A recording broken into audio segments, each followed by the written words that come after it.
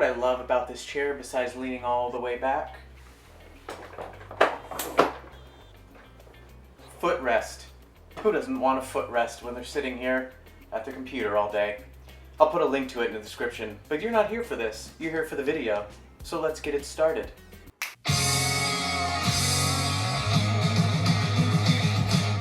Hey guys, thanks so much for tuning into this video today. If you see what you like, give it a thumbs up, subscribe to my channel, or give it a thumbs down. I can handle the feedback. I love the honest feedback. So today, you're here to learn what a Dronearang is. Now, this is a drone boomerang. It's a very easy technique to do, and it's a pretty cool technique because it shows the vastness of where you are if you like to travel a lot. And Instagram makes it look like a seamless video, which is cool. So, without any further ado, let's get started. Alright, so the first thing you're going to need is you're going to need a drone clip that is about a minute long, I would say. Now, the other piece of advice I would have for you is when you do the clip, just make sure you fly the drone straight backwards like I did here. Flying the drone forwards and getting it to come to you and make it look smooth and nice is rather difficult to do, especially if there's any kind of wind. So what I'm going to do is I'm going to take this drone clip and I'm going to put it in my timeline. So here I have it right here. So now what I'm going to do is I'm going to do just some basic color correcting just to make it look nice, and it's important that you do this step before you do the next step so that way your clips are seamless and you can't really tell. That's where the magic is, you can't really tell. So I have nice blue sky, nice green trees, so there we go. So the next thing that we need to do is we need to select the clip. We're going to hit Command C for copy, we're going to go to the end of this clip, and we're going to hit Command V for paste. So now I have both of these clips together side by side, and we have the beginnings of the Dronearang. So what I'm going to do is I'm going to select the second clip, and I'm going to go over here, and I'm going to reverse the second clip, just like that.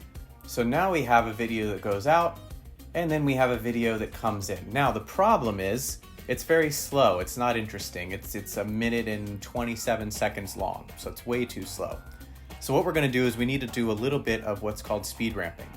So we're going to go here, we're going to select our first clip, and we're going to only give it, I'd say, about a little less than a second, and we're going to hit Shift B. Now it's going to create this split right here.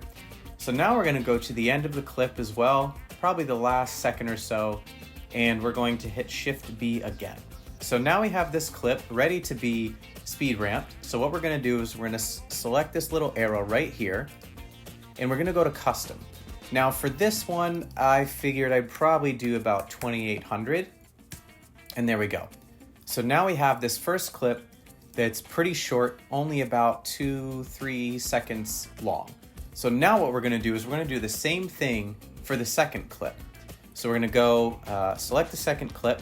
We're going to go right here in the beginning, and we're going to hit Shift B. We're going to go to the end of the clip all the way down here, and probably within the last second or so, hit Shift B yet again, and we're going to hit this arrow. We're going to go to custom, and we're going to do 2800%. There we go. So now we have a video that is 5 seconds long, which I think is perfect. So I'm going to give these a moment to render. All right, so now that they're rendered, let's see what we got. So we're going to play it. So there it goes out. Really cool, really vast. Takes a second, and then it goes back in. And the nice thing with Instagram is it's just going to play this video on repeat. So when it goes back in, or when it goes out, it's going to go back in, and it's going to look great.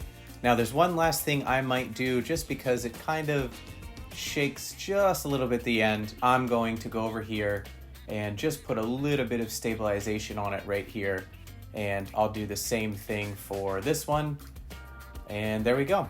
So now that that is stabilized and ready to go, we're going to go up here and we're going to export it. My advice is to export it for Apple devices at 1080p. That's pretty much all that Instagram supports, and once you do that, you can upload it right to your feed. So thanks so much, guys, for checking this out. You made your first Dronearang. What I would love is if you tagged me on Instagram at bnpvM. Check it out. Let me see what you guys are making. So thanks so much.